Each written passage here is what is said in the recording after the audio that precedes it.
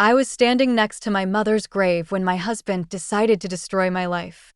The dirt was still fresh. The funeral home had done their best to make it look neat, but you could tell where they'd dug.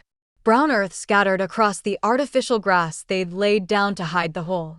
My father's headstone was right there, just 18 months old, and now Mom was next to him. Forever, like they'd always wanted. My name is Zara Mihailovich, and I thought I knew what rock bottom felt like when I buried my father. I was wrong. The other mourners had left 20 minutes ago. Aunt Helen hugged me so tight I could barely breathe, whispering that Mom and Dad were together now, that everything would be okay. My cousin David pressed a casserole dish into my hands and told me to call if I needed anything. Even old Mrs. Peterson from next door, who'd never liked my parents' loud Russian music, stayed to tell me she was sorry for my loss. But Marcus stayed quiet through all of it. My husband of 8 years stood behind me like a shadow, checking his phone every few minutes. I kept thinking he was being respectful, giving me space to grieve. I was grateful he wasn't trying to rush me or tell me what to feel. Marcus had never been good with emotions anyway. The cemetery was almost empty now. Just me, Marcus, and the groundskeepers waiting nearby with their equipment. The Kansas wind was brutal that October afternoon, cutting through my black dress like it was paper. I'd lost 15 pounds in the 3 weeks since Mom's heart attack, and nothing fit right anymore. I was tracing Dad's name on his headstone with my finger, thinking about how he used to call me his little warrior, when Marcus cleared his throat behind me. "Zara, we need to talk." Something in his voice made my stomach drop. Not the words themselves, but the tone. Cold. Distant. Like he was talking to a stranger. I turned around slowly. Marcus was standing about 6 feet away, his hands shoved deep in his coat pockets. He'd gotten a haircut that morning, I noticed. Fresh shave, too. For my mother's funeral, I'd thought at the time. Now it felt different. He looked past me, not quite meeting my eyes, and said the words that would haunt me for months. I want a divorce.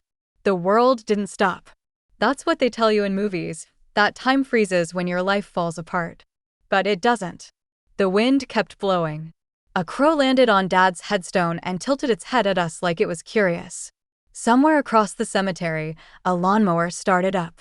I stared at him, waiting for him to laugh or take it back or explain that I'd misheard him. But Marcus just stood there, shifting his weight from one foot to the other like he was waiting for a bus. The numbness I'd been carrying since Mom died cracked open, and something hot and terrible poured out. Not sadness. Not even shock. Pure rage, starting in my chest and spreading outward until my fingertips were tingling with it. I'd spent the last 3 weeks planning a funeral by myself while he worked late every night. I'd sorted through 50 years of my parents' belongings alone while he said he was too busy to help. I'd written the eulogy, chosen the flowers, picked the casket, handled the insurance paperwork, all of it, because Marcus said grief was personal and I needed to process it my own way. And now, standing next to the fresh graves of the 2 people who'd loved me most in this world, my husband was throwing me away like garbage. I must have looked like I was going to fall over, because Marcus finally stepped closer and put his hand on my shoulder. The same hand that had been checking his phone during my mother's funeral service. The same hand that hadn't touched me in months. "Don't make this harder than it has to be," he said. "We both know this hasn't been working for a while." That's when I knew. This wasn't a sudden decision. This was planned. Calculated. He'd been thinking about this for weeks, maybe months, and he'd chosen this moment specifically. When I was at my weakest. When I had nowhere else to go. Standing there in that cemetery, with my parents' graves at my back and my husband's betrayal in front of me, I made a promise to myself that I would spend the next year keeping. Marcus had no idea what he'd just unleashed. My parents named me Zara because it means princess in Hebrew, but I'd never felt like royalty until I started working at Henderson and Associates. The law firm occupied 3 floors of a glass building downtown, and every morning when I walked through those polished doors, I felt like I belonged somewhere important. I wasn't a lawyer. I was a paralegal, which meant I did most of the actual work while the attorneys got the credit. But I was good at it. Really good. I could organize a case file that would make a federal judge weep with joy. I knew how to track down witnesses who didn't want to be found, how to spot inconsistencies in depositions that could win or lose a trial, how to turn a mess of evidence into a story that made sense. My cubicle was in the corner of the third floor, next to a window that looked out over the Wichita skyline. Not much of a skyline, really, but it was mine. I'd decorated the walls with commendations from attorneys I'd worked with, photos from office parties, a small Russian flag that Dad had given me when I got promoted to senior paralegal 3 years ago. The work was demanding, but it suited me. I liked solving puzzles, finding patterns, building cases from the ground up. I'd been there 9 years, longer than most of the attorneys. People came to me with their impossible deadlines and their hopeless research tasks, and I delivered. Every time. My colleagues respected me. When Jennifer from accounting was going through her messy custody battle, she asked me to help her understand the paperwork. When Tom from corporate got arrested for a DUI, I walked him through what to expect at his hearing. I wasn't their friend exactly, but I was someone they trusted when things got complicated. Home was different. Marcus and I lived in a ranch-style house in Eastboro, one of those suburbs where every lawn looks exactly the same and the homeowners association sends you nasty letters if your mailbox isn't the right shade of beige. We'd bought it right after we got married, when we still talked about having kids and planting a garden and maybe getting a dog. The house felt too big now. 3 bedrooms, 2.5 baths, formal dining room that we never used. Marcus spent most evenings in his home office, door closed, working on whatever project his consulting firm had assigned him that week. I'd cook dinner, eat alone at the kitchen counter, and leave his plate wrapped in the refrigerator. We'd stopped talking about anything that mattered years ago. Our conversations were logistics. Did you pay the electric bill? Can you pick up milk on your way home? Your mother called. We were roommates sharing a mortgage and a last name, nothing more. But I told myself that was normal. Marriage wasn't supposed to be a fairy tale after 8 years. We were comfortable. We had separate interests, separate friends, separate routines that worked around each other without too much friction. I thought that was enough. My parents had been different. Even after 43 years of marriage, Dad would still bring Mom flowers from the grocery store for no reason at all. They'd dance in the kitchen while dinner was cooking, speaking to each other in the mixture of Russian and English that I'd grown up hearing.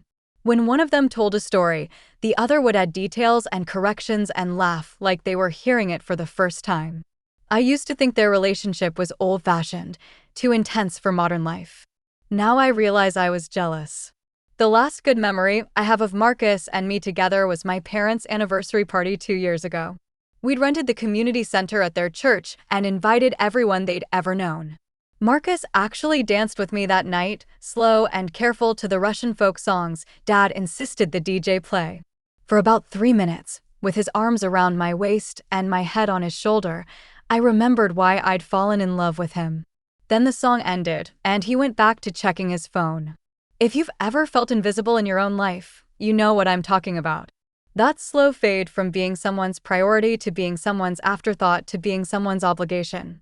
It happens so gradually that you don't notice until you're standing alone at your mother's funeral, realizing that the person who promised to love you forever has been planning his exit for months.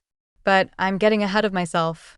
Before I could tear Marcus's world apart, I had to understand how completely he'd already torn apart mine. If you want to hear how this story ends, make sure to subscribe and hit that notification bell. Trust me, you don't want to miss what happens next. The signs were there. I just didn't want to see them. It started with small things. Marcus began working later, coming home after I'd already gone to bed.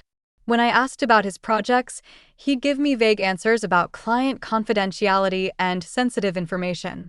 Fair enough. His consulting firm worked with big corporations, and I understood that some things couldn't be discussed. But then he started showering as soon as he got home. Every single night. Even on days when he'd been sitting in meetings all afternoon, he'd walk straight to the bathroom without so much as saying hello. When I asked about it, he said his office building had poor ventilation and he felt grimy by the end of the day. The phone calls started around the same time. Always when I was in another room, always in hushed tones that stopped the moment I walked into his office. Work calls, he said. Crisis management. You know how it is. I didn't know how it was, actually. In 9 years at the law firm, I'd never had a work conversation that required me to whisper like I was planning a bank heist. But I trusted him. Marriage is supposed to be built on trust, right? The first crack that I couldn't ignore happened on a Thursday evening in September. I'd spent the day working on a particularly complex case involving medical malpractice, and I was excited to tell Marcus about the breakthrough I'd had with the expert witness testimony. I'd found an inconsistency that could change the entire direction of the trial. I got home around 6:30 and found him in the living room, sitting on the couch with his laptop. He looked up when I walked in, but his expression was blank, distracted. Like he was looking through me instead of at me.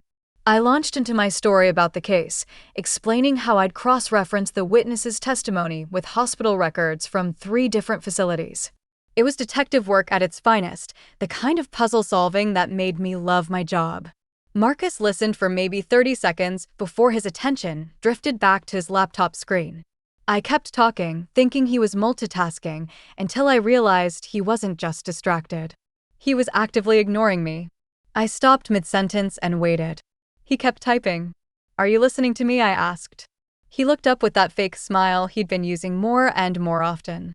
"Sorry, babe. Work emergency. Can you tell me later?" There was no emergency. I could see his screen from where I was standing. He was scrolling through LinkedIn. The second crack opened 2 weeks later at Henderson and Associates' annual charity gala. It was the firm's biggest social event of the year, held at the Marriott downtown. All the partners would be there, along with their spouses and the senior staff. I'd been looking forward to it for months. I'd bought a new dress, navy blue with a subtle shimmer that caught the light when I moved. I'd gotten my hair done that afternoon, swept up in an elegant style that made me feel sophisticated and confident. When I looked in the mirror before we left, I felt beautiful for the first time in years. The event was everything I'd hoped for. The ballroom was decorated with white roses and string lights, and the firm had hired a jazz quartet that played softly in the background while people mingled and talked. I introduced Marcus to my colleagues, proud to show him off in his well-tailored suit. But something was wrong. Marcus was polite to everyone I introduced him to, but he seemed anxious, constantly checking his phone and scanning the room like he was looking for someone. Or looking for an exit. The breaking point came when I was talking to Margaret Henderson, one of the founding partners of the firm. She was asking Marcus about his work, genuinely interested in learning about the consulting industry. It was the perfect opportunity for him to make a good impression on the woman who could influence my career for years to come. Instead, his phone buzzed, and he immediately pulled it out and read the message. Right in the middle of Margaret's question about corporate restructuring. "I'm sorry," he said, not looking up from the screen. "I need to take this." He walked away without another word, leaving me standing there with my boss, trying to make excuses for his rudeness. Margaret was gracious about it, but I could see the confusion in her eyes. I spent the rest of the evening apologizing for his behavior and pretending I wasn't humiliated. When we got home that night, I confronted him. "What was so important that you had to be on your phone all evening?" I asked. "This was important to me, Marcus. These people matter for my career."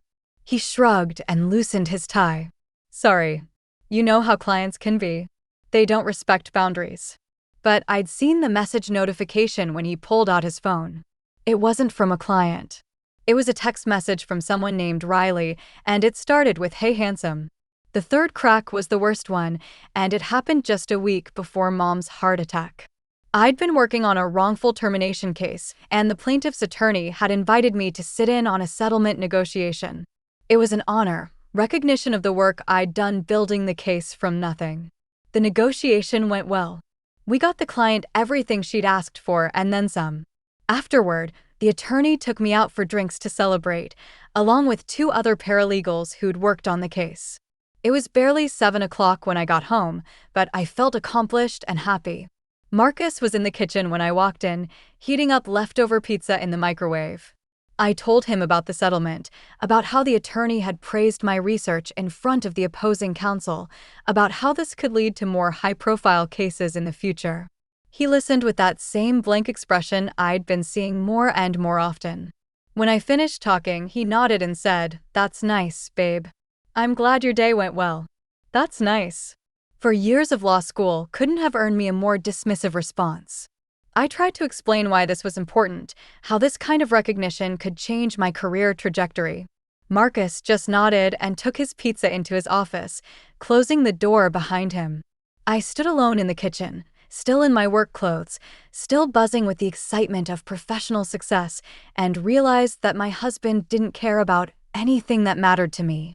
My achievements were background noise to him, interruptions in his real life that was happening somewhere else, with someone else. That night, lying awake in our bed while he slept peacefully beside me, I wondered when I'd become so small in his eyes. When had I gone from being his partner to being his burden? I didn't know it then, but Marcus had been planning his escape for months. While I was working late to build my career, he was building a relationship with someone who made him feel like the center of the universe. While I was caring for my dying mother, he was imagining his life without me. The divorce papers were already drafted. He just needed the perfect moment to deliver them. The morning after Mom's funeral, I woke up in our guest bedroom. I'd been sleeping there for the past 3 weeks, ever since Mom's heart attack, because Marcus said my crying was keeping him awake. He needed his rest for work, he explained. Someone had to keep earning money while I dealt with family stuff. Family stuff. That's what he called watching my mother die. I lay there staring at the ceiling, listening to Marcus get ready for work in our bedroom down the hall. Shower running, hairdryer humming, the sound of hangers sliding across the closet rod as he selected his outfit. Normal sounds of a normal morning, except nothing felt normal anymore. The house was quiet after he left. Too quiet. For the first time in weeks, I didn't have anywhere I needed to be. No hospital visits, no funeral arrangements, no relatives to call with updates. Just silence and the weight of everything that had happened in the last 24 hours. Marcus had asked for a divorce at my mother's grave, but he'd driven home afterward like nothing had changed. He'd heated up leftover casserole that someone had brought to the house, watched television in his office, and gone to bed at his usual time. He'd even kissed my forehead before leaving for work that morning, the same perfunctory gesture he'd been using for months. I called in sick to work. I wasn't ready to face questions about how I was holding up or whether I needed more time off. I wasn't ready to pretend that my life hadn't just been torn apart in a cemetery. Instead, I did something I hadn't done in years. I went into Marcus's office. It wasn't snooping exactly. We'd shared this house for 8 years. His office wasn't off limits. But Marcus had been increasingly protective of his space lately, always closing the door, always making sure his papers were put away. I'd respected his privacy because that's what good wives do, right? His desk was neat, organized in a way that reminded me of my own workspace at the law firm. Client folders stacked alphabetically, pens arranged in a ceramic cup I'd bought him for his birthday 3 years ago. His laptop was closed, and I didn't touch it. I wasn't ready for whatever I might find there. But there was a manila folder tucked under a stack of business magazines, and something about it looked different from his usual work materials. The tab was handwritten instead of typed, and it was thicker than most client files. I opened it. The first document was a bank statement for an account I'd never seen before. Marcus's name was on it, but not mine, even though we'd always shared our finances. The account had been opened 6 months ago, and there had been regular deposits from his paycheck. Our paycheck, I realized. Money that should have been going into our joint account. The balance was $47,000. I flipped through more papers. Credit card statements for cards I didn't know about. A lease agreement for an apartment downtown, signed 2 months ago. A printout of an email exchange with a divorce attorney, dated 3 weeks before Mom's funeral. And at the bottom of the folder, printed screenshots of text message conversations. The messages were between Marcus and someone saved in his phone as Riley McKenna. They went back 5 months, and they started innocent enough. Work-related questions, friendly small talk, casual flirting that could have been dismissed as harmless. But they'd escalated quickly. By June, they were talking about meeting up after work. By July, they were planning weekend trips that coincided with my business conferences and family obligations. By August, they were saying they loved each other. The most recent message was from the night before Mom's funeral. Riley asking if he was sure he wanted to go through with it tomorrow, if the timing was right. Marcus responding that it had to be done, that he couldn't keep living a lie, that I deserved to know the truth. I deserved to know the truth. As if he was doing me a favor by destroying my life at the worst possible moment.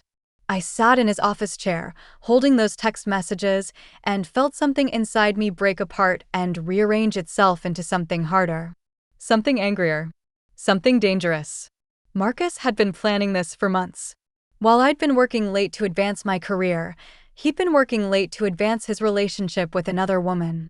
While I'd been caring for my dying mother, he'd been setting up a secret bank account to fund his new life. While I'd been grieving, he'd been preparing his escape. The apartment lease was the worst part.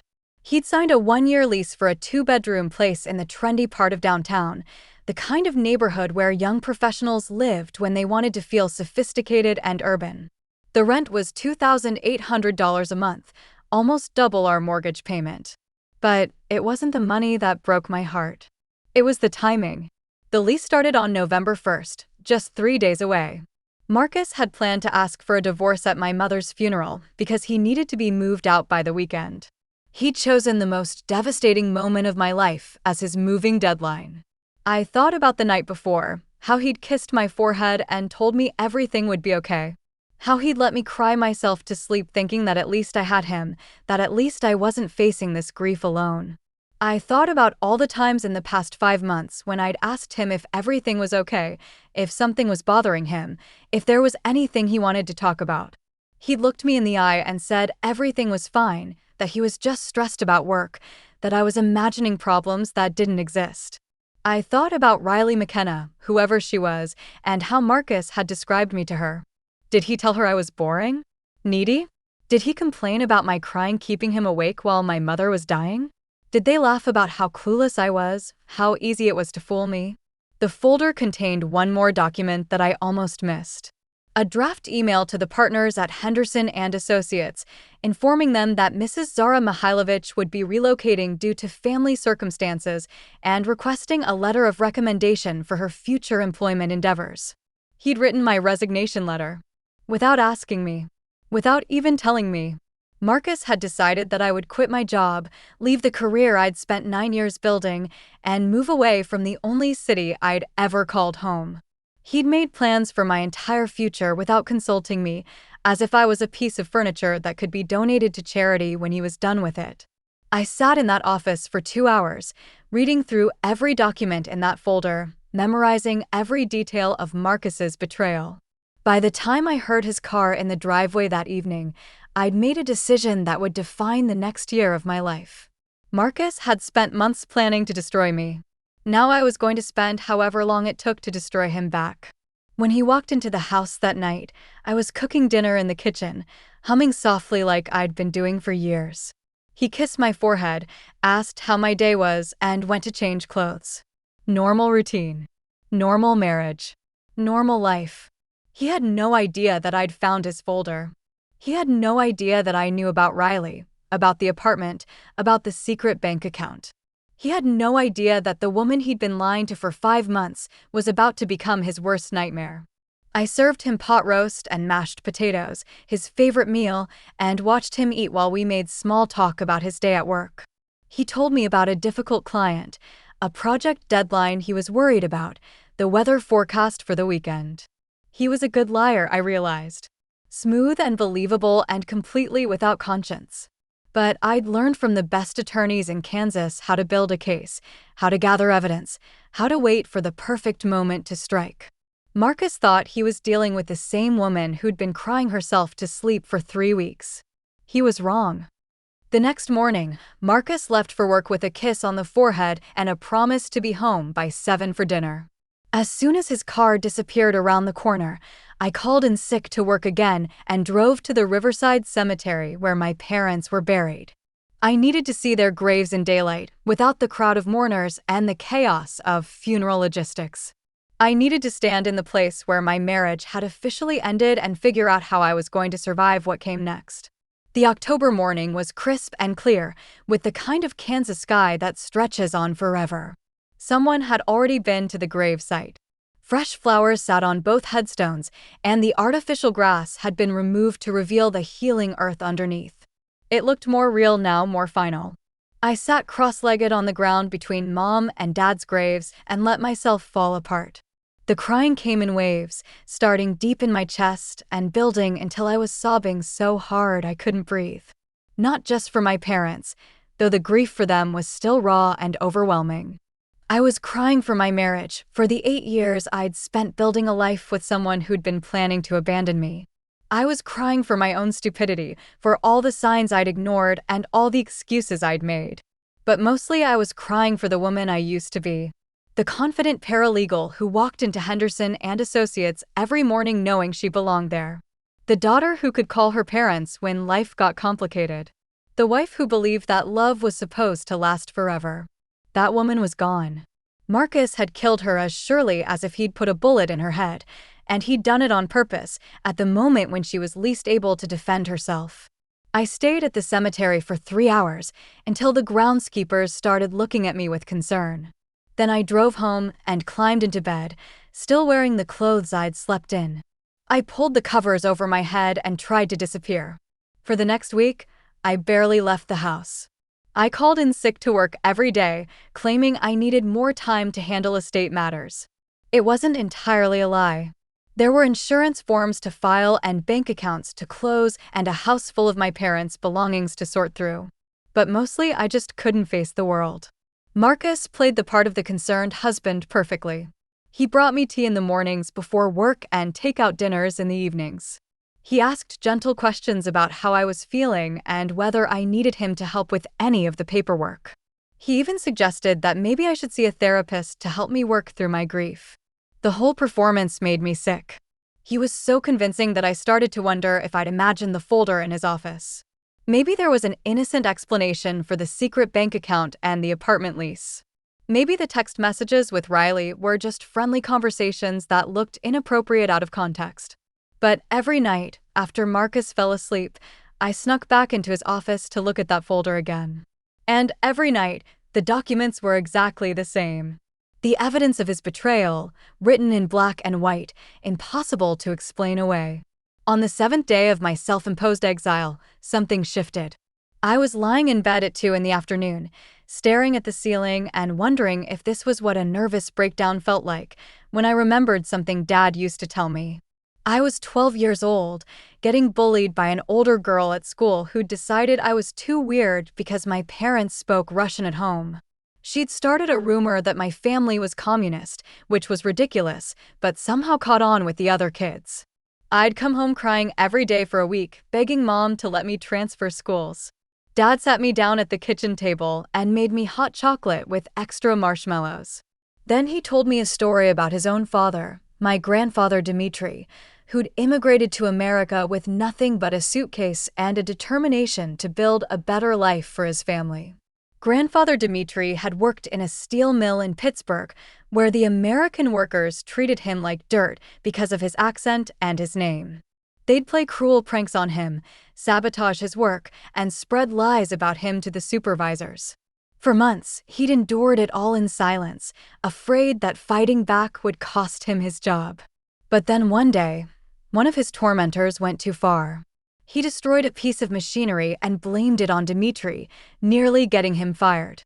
That night, Dmitri went home and told his wife that he was done being a victim. He didn't fight back with his fists or his temper. He fought back with his intelligence.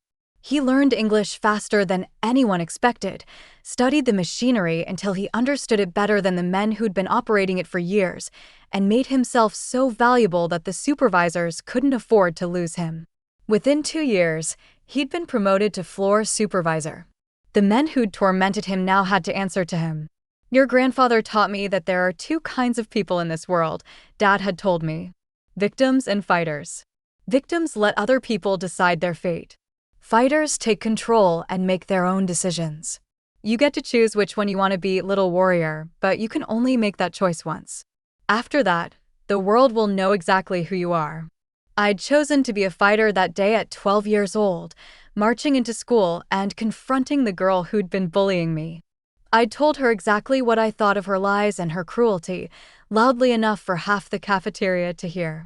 She'd never bothered me again. Now, lying in my bed at 31 years old, I had to make that choice again. I could be a victim. I could let Marcus have his divorce and his apartment and his new girlfriend.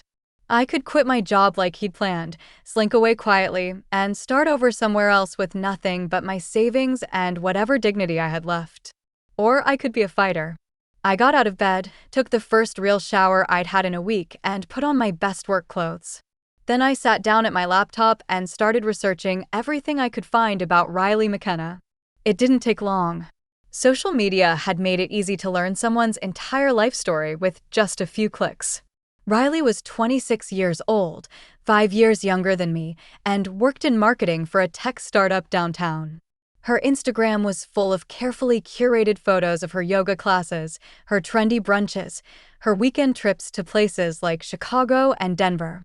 She was beautiful in that effortless way that young women have, all long legs and perfect skin, and the kind of confidence that comes from never having experienced real loss. In her most recent photos, she was wearing expensive jewelry and designer clothes that she definitely couldn't afford on a marketing assistant's salary. Marcus was funding her lifestyle. My husband was spending our money on another woman, and she was posting the evidence on social media for the world to see. I screen captured everything. Every photo, every caption, every tagged location. I cross-referenced the dates with Marcus's work schedule and his supposed late nights at the office. The pattern was clear and damning. By the time Marcus came home that evening, I had a plan. The plan started small, because I'd learned from watching attorneys that the best cases are built one piece of evidence at a time. You don't walk into court with theories and assumptions. You walk in with documents and witnesses and proof that can't be argued away. Marcus thought he was being clever with his secret preparations, but he'd made a critical mistake. He'd underestimated me.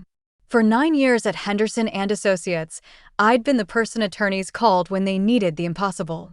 When they needed to prove that a defendant was lying about his assets, I found the hidden bank accounts.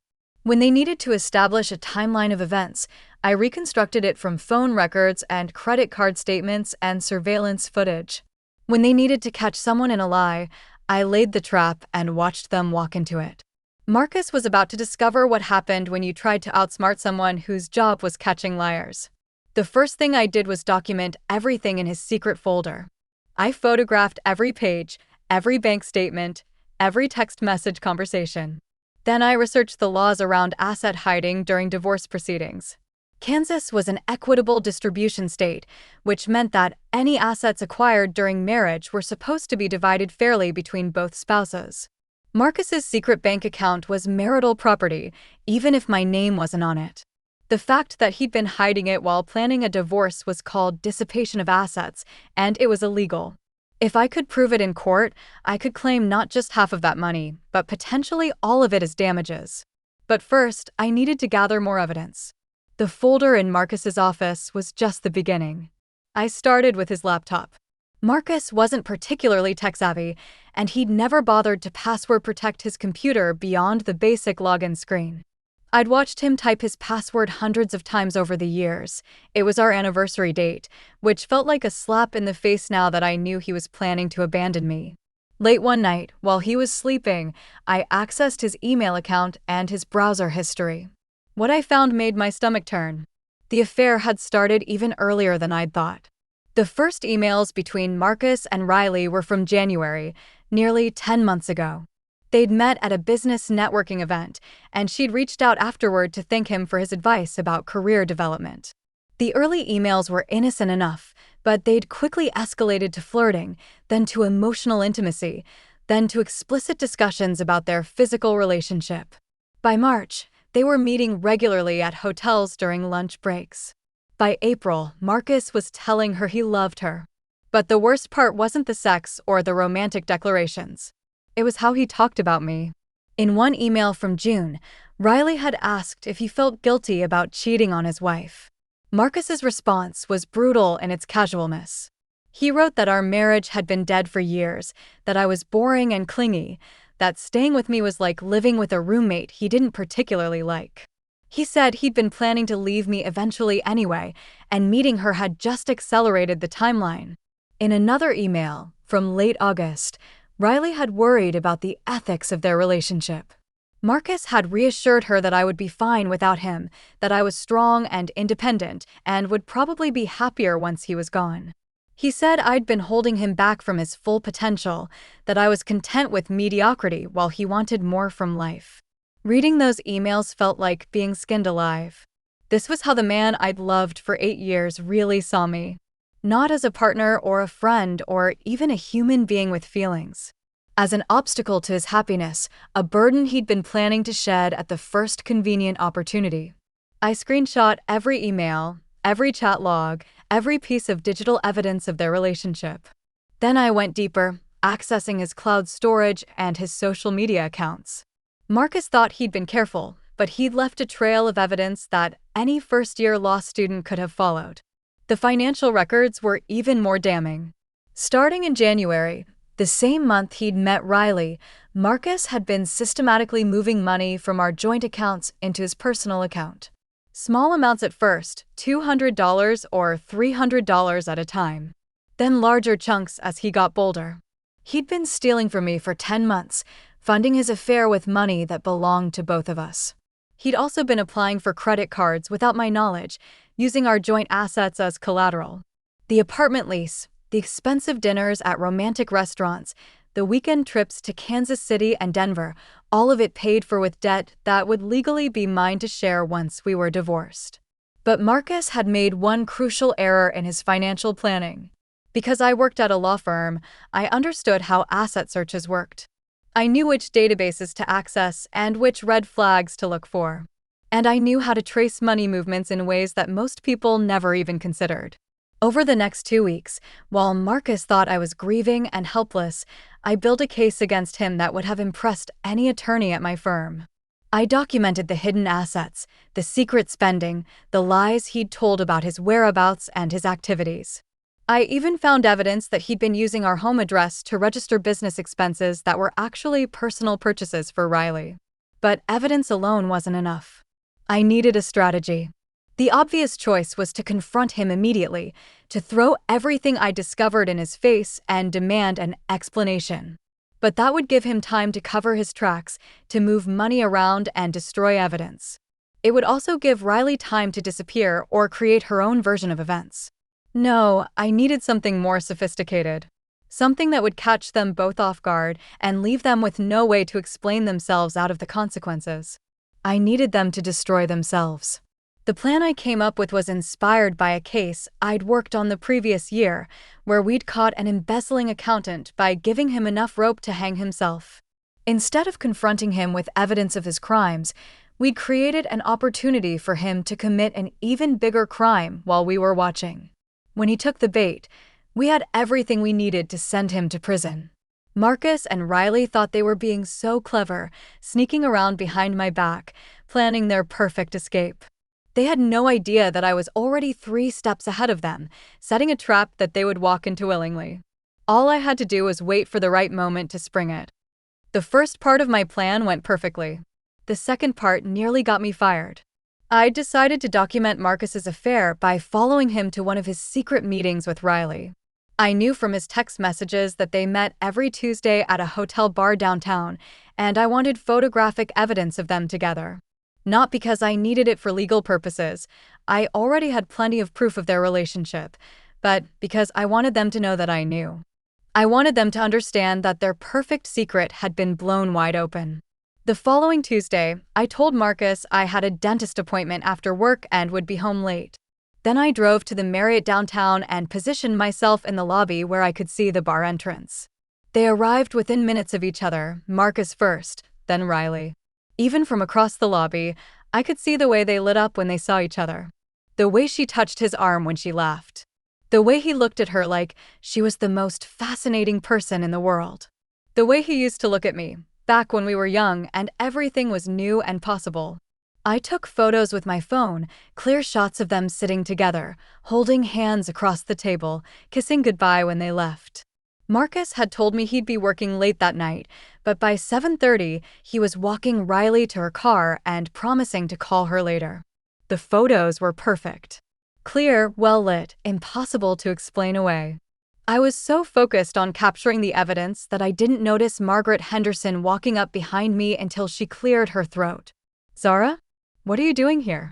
My boss stood there in her elegant business suit, looking puzzled and slightly concerned.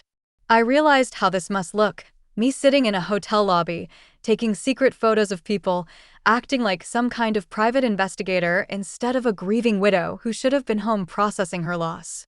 I stumbled through an explanation about meeting a friend for drinks, but Margaret didn't look convinced. She asked pointed questions about how I was handling my bereavement leave and whether I was ready to return to work the next morning. I got a call from HR asking me to come in for a wellness check meeting. Apparently, Margaret had reported that I seemed to be struggling more than expected with my grief, and they wanted to make sure I was getting the support I needed. The subtext was clear. They were worried about my mental state and my ability to do my job. I managed to convince them that I was coping well and ready to return to work, but the incident shook me. I'd been so focused on gathering evidence against Marcus that I'd forgotten to maintain my own cover story. If I wasn't careful, I'd lose my job before I had a chance to use what I'd learned. The second setback came a week later when I discovered that Marcus had installed tracking software on my phone. I found it by accident while trying to delete some old photos to free up storage space. Buried in my apps was a program called Family Locator that I'd never downloaded.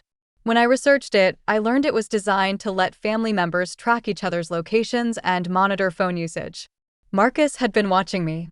He knew where I went, who I called, how long I spent at each location. Which meant he probably knew that I'd been to the hotel bar. He might even know that I'd been accessing his computer and his files. The thought made my blood run cold. How long had he been tracking me? Had he been monitoring my behavior during the entire affair, making sure I wasn't suspicious? Was this how he'd known exactly when it was safe to meet Riley, when I would be distracted by work or family obligations? I wanted to confront him immediately, but that would reveal that I knew about the spyware. Instead, I had to be smarter. I researched how to disable the tracking without alerting him, and I started using my work computer for any research related to his affair. I also began leaving my phone at home when I went anywhere I didn't want him to know about. But the tracking software meant that Marcus was more suspicious than I'd realized. Maybe he'd noticed subtle changes in my behavior, or maybe he was just naturally paranoid about getting caught. Either way, I had to assume that he was watching me as carefully as I was watching him. The third setback was the most devastating because it involved my parents' house. I'd been putting off dealing with their belongings because it felt too final, too much like accepting that they were really gone. But 3 weeks after the funeral, I realized I couldn't postpone it anymore. The mortgage payments were coming out of Dad's account, but that money wouldn't last forever. I needed to decide whether to sell the house or try to keep it. When I arrived at the house on a Saturday morning, I found Marcus's car in the driveway. I let myself in through the front door and heard voices coming from the kitchen.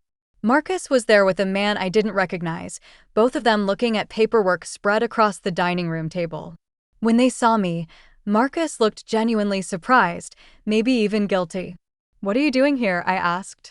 Marcus stood up and walked over to me, putting his hands on my shoulders in that fake concerned way he'd been using lately. "I thought you might need some help dealing with your parents' affairs," he said. "So I called my buddy Steve here.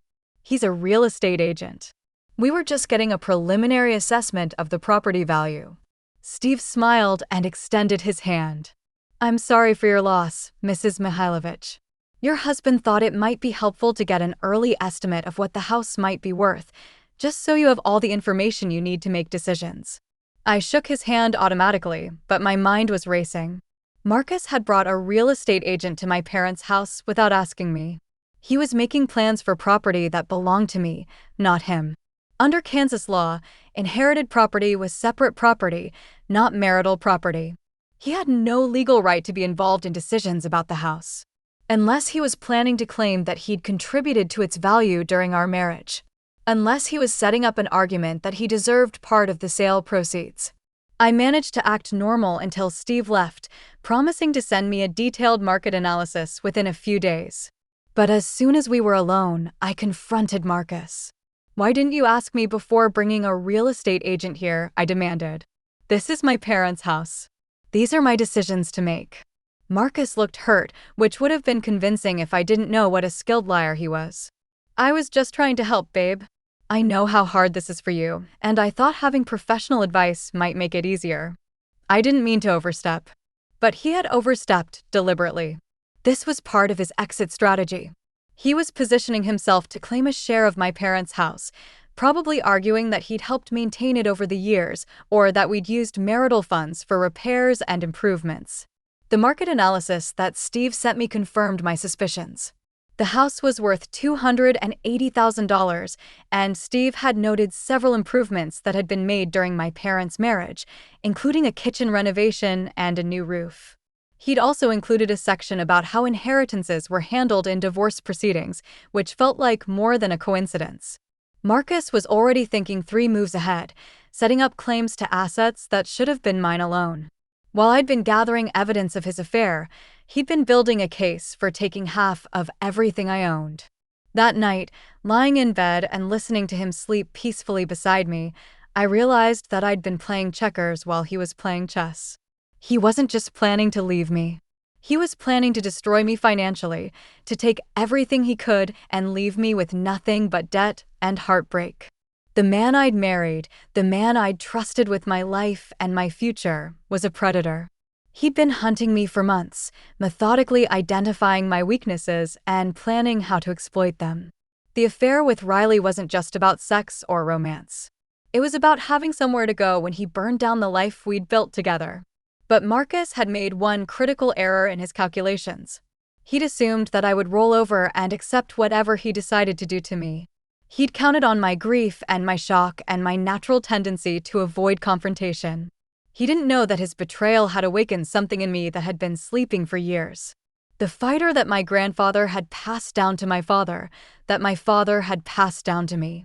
The part of me that didn't just survive destruction, but turned it into fuel for something stronger. I'd been gathering evidence to protect myself in the divorce. Now I was going to use that evidence to make sure Marcus regretted every choice he'd made since the day he decided I was disposable. The war was about to begin. I went back to work the following Monday with a plan that would have made my grandfather proud. Not because it was violent or crude, but because it was patient and methodical and designed to let my enemies destroy themselves. The first phase was simple. I was going to give Marcus exactly what he thought he wanted. I started acting like the broken, grieving widow he expected me to be. I cried at breakfast when I looked at the empty chair where Dad used to sit when he visited. I asked Marcus for help with simple decisions, like what to do about Mom's car or whether to cancel Dad's magazine subscriptions. I let him comfort me and advise me and feel like he was being a good husband during my time of need. Marcus ate it up. He started staying home more often, bringing me flowers and takeout dinners, suggesting that we watch movies together like we used to do when we were newlyweds. He was so convinced that I was falling apart that he got careless about hiding his own activities. The tracking software he'd installed on my phone worked both ways. While he was monitoring my movements, I was monitoring his. I knew exactly when he left work, where he went afterward, how long he spent at Riley's apartment. I knew when they went shopping together, when they had dinner at expensive restaurants, when they spent entire weekends at hotels outside the city. And most importantly, I knew when Marcus was moving larger amounts of money from our joint accounts into his secret account. He'd gotten bolder about it, probably figuring that I was too distracted by grief to notice a few $1,000s here and there. By Thanksgiving, he'd moved nearly $30,000 of our shared savings into accounts I couldn't access. Money we'd saved together for a down payment on a bigger house, for the European vacation we'd been planning, for the retirement accounts we'd been building for our future. He was stealing my future to fund his affair, and he thought I was too stupid to notice. The second phase of my plan required help from someone I trusted, and there was only one person who fit that description, my colleague Jennifer from the accounting department. Jennifer was going through her own messy divorce, and she'd been asking my advice about legal strategies and asset protection for months. She knew how these battles worked, and she had access to financial databases that would be useful for what I had in mind. Over lunch one day in early December, I told her everything. Not just about Marcus's affair, but about the hidden assets, the secret planning, the way he'd been systematically preparing to leave me with nothing. Jennifer listened with the grim expression of someone who'd been through similar betrayals herself. When I finished talking, she was quiet for a long moment. Then she said something that changed everything. "You know what the worst part is? He's probably not reporting that income to the IRS." I stared at her. "What do you mean?" Jennifer pulled out her phone and showed me Marcus's LinkedIn profile, which listed him as a freelance consultant working with multiple clients. If he's been moving money into personal accounts while claiming it as business income, he's required to report it on his taxes. But most people in affairs don't think that far ahead. They're so focused on hiding money from their spouse that they forget about their legal obligations to the government. The idea hit me like lightning. Marcus had been so careful about hiding his financial activities from me that he might have forgotten about the IRS. And if he'd been treating the secret account as personal spending money instead of reportable income, he was committing tax fraud. Tax fraud was a federal crime. It carried penalties that included fines, asset seizure, and prison time. More importantly, it was the kind of crime that destroyed careers and reputations permanently. Jennifer helped me research Marcus's tax situation over the next week. Using her access to financial databases and my knowledge of investigative techniques, we built a comprehensive picture of his income and spending patterns over the past year. What we found was even worse than I'd hoped. Marcus hadn't just been hiding income from me. He'd been running an elaborate scheme to avoid paying taxes on the money he was spending on his affair. He'd set up a fake consulting business that existed only on paper, then used it to justify moving money between accounts without reporting it as personal income. He'd also been claiming business deductions for expenses that were actually personal. The hotel rooms where he met Riley, the expensive dinners, even some of her clothing and jewelry, all of it was being written off as legitimate business expenses for tax purposes. The scheme was sophisticated enough to fool a casual audit, but it wouldn't stand up to serious scrutiny. Marcus had been so focused on keeping his activities secret from me that he'd created a paper trail that clearly documented multiple federal crimes. By Christmas Eve, I had everything I needed to destroy him. Bank records, tax documents, email evidence, photographs, witness statements, a complete case that would not only win me the divorce, but potentially send Marcus to federal prison. But I wanted more than legal victory. I wanted him to feel the same shock and betrayal that I'd felt standing next to my mother's grave. I wanted him to understand that actions had consequences, that you couldn't just destroy people's lives without paying a price. Most of all, I wanted Riley to see exactly what kind of man she'd fallen in love with. The trap I set for them was beautiful in its simplicity.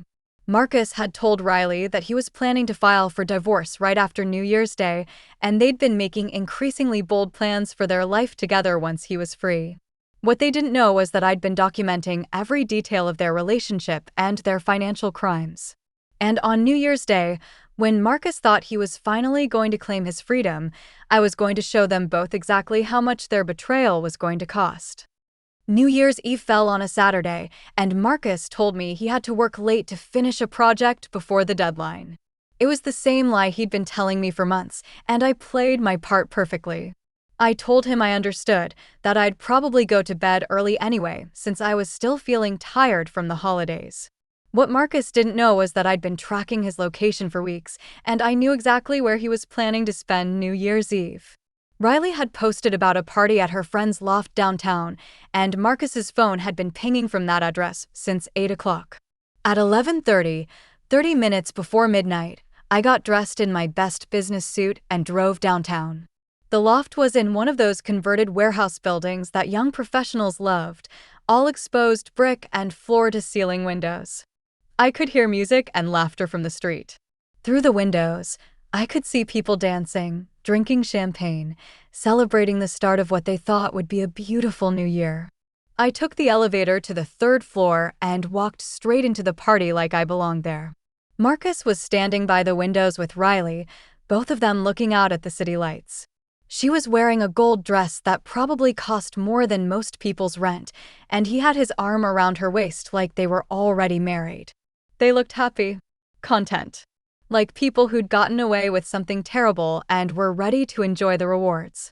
I walked up behind them and tapped Marcus on the shoulder. When he turned around and saw me standing there in my business suit, holding a manila folder that was identical to the one I'd found in his office, his face went completely white. "Happy New Year, darling," I said, loud enough for Riley and several other people to hear. "I have some paperwork for you to review." Marcus stared at me like he was seeing a ghost.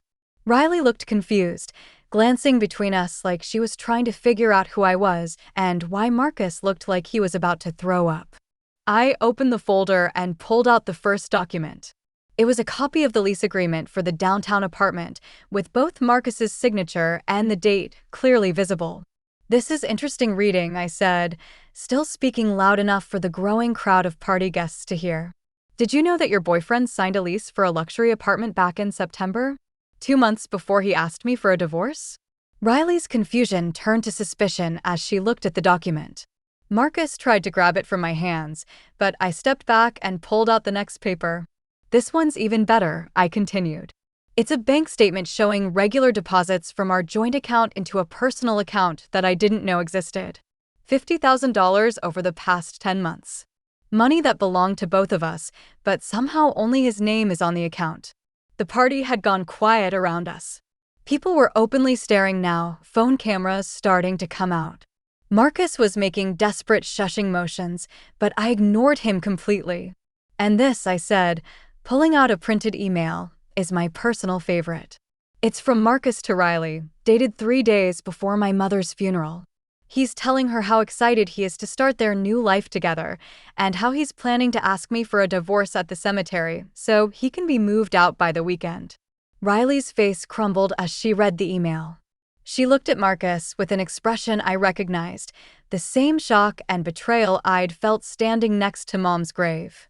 "But you told me you were separated," she whispered. "You said you'd been living apart for months." I smiled at her, and it wasn't a kind smile. "Separated? We share a bed, Riley. We share a mortgage and joint bank accounts and 8 years of marriage. The only thing we don't share anymore is the truth, because Marcus stopped telling me that about 10 months ago." Marcus finally found his voice.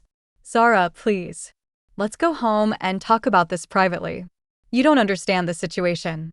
I laughed, and the sound was sharp enough to cut glass. "I understand the situation perfectly, Marcus.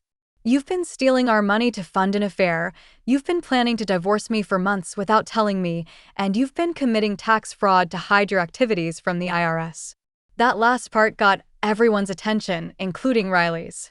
Tax fraud wasn't just a personal betrayal, it was a federal crime that could destroy careers and send people to prison." I pulled out the final document in my folder, a detailed financial report that Jennifer had helped me compile. "This shows every dollar you've moved, every fake business expense you've claimed, every lie you've told to avoid paying taxes on the money you spent on your girlfriend. The IRS is going to be very interested in this information." Marcus looked like he was going to pass out.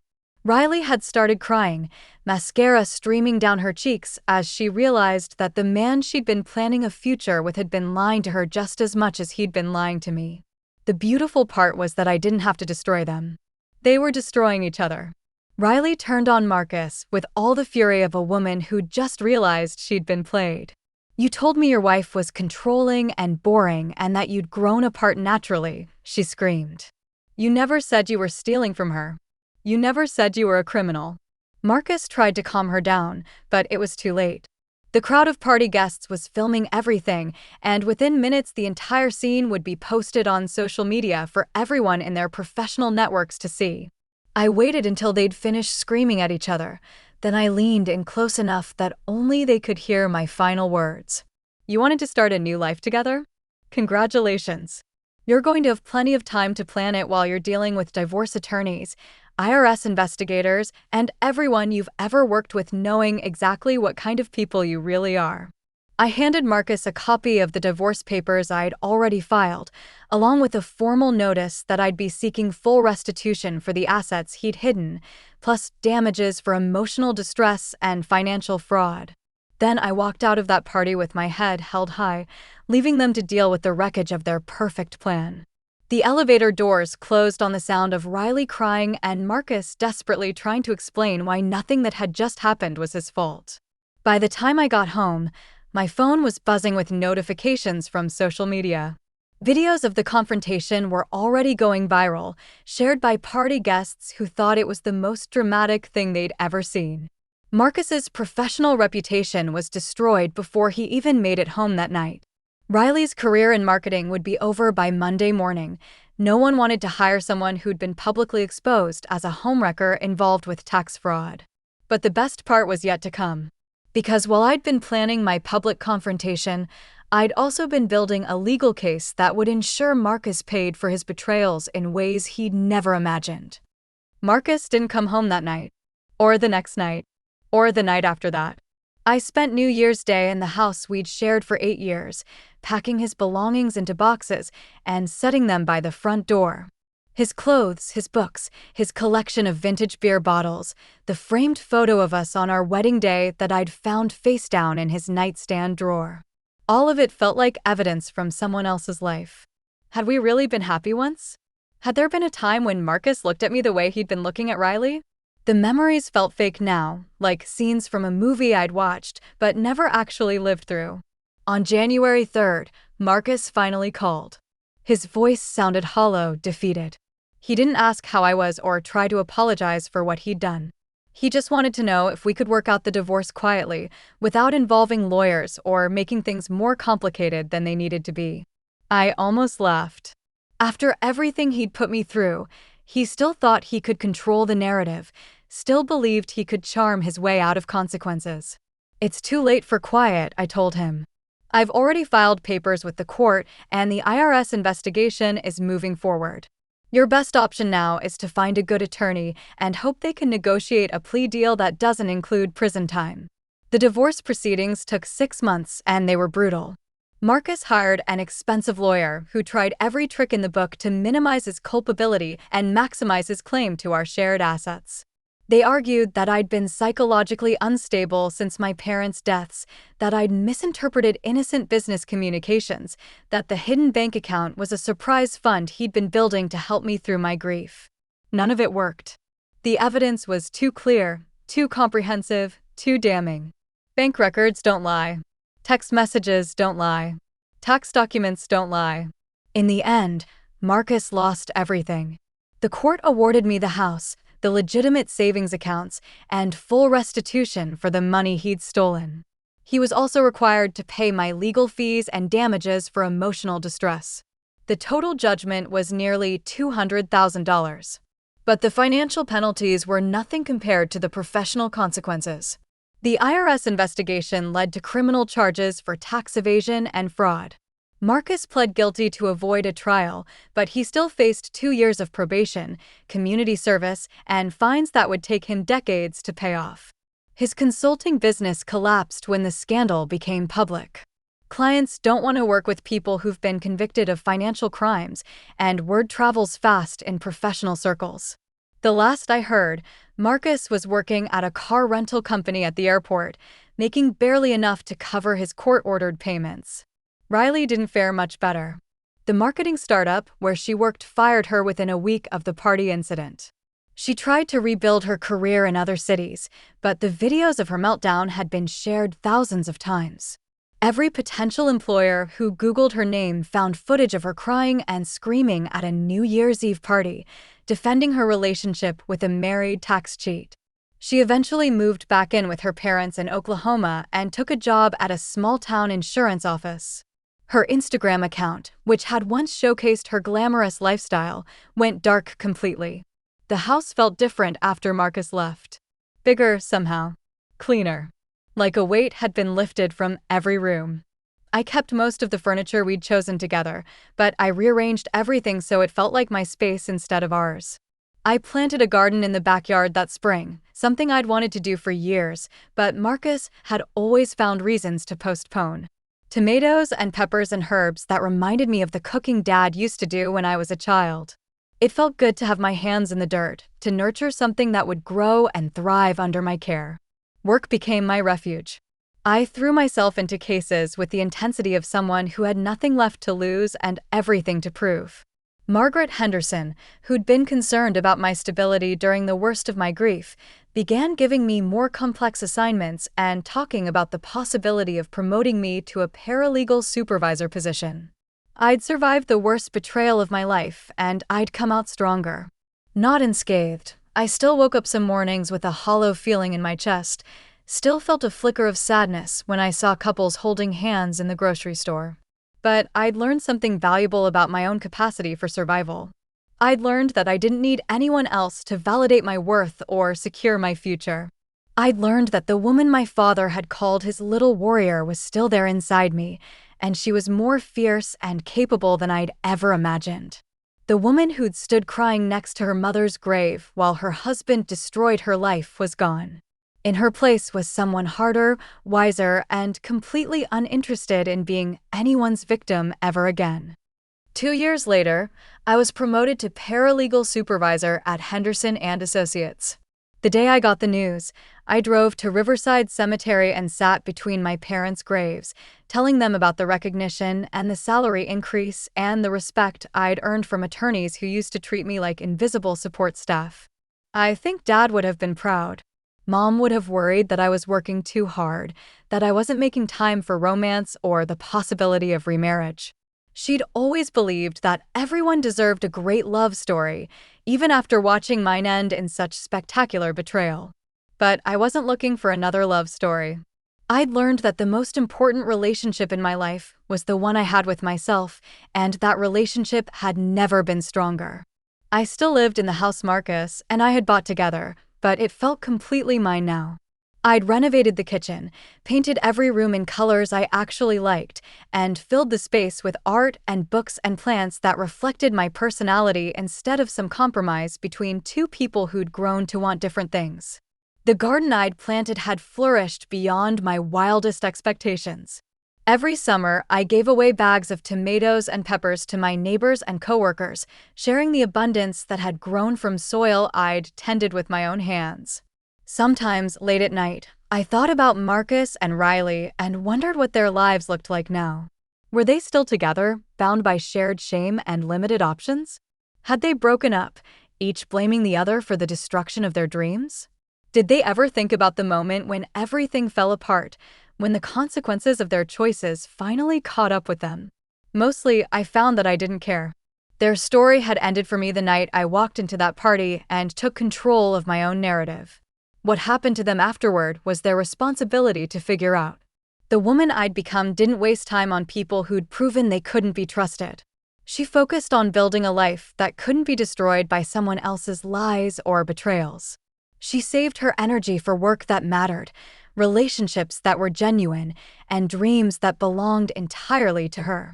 Standing in that cemetery, with the Kansas wind blowing through my hair and the afternoon sun warming my face, I made a different promise than the one I'd made 2 years earlier.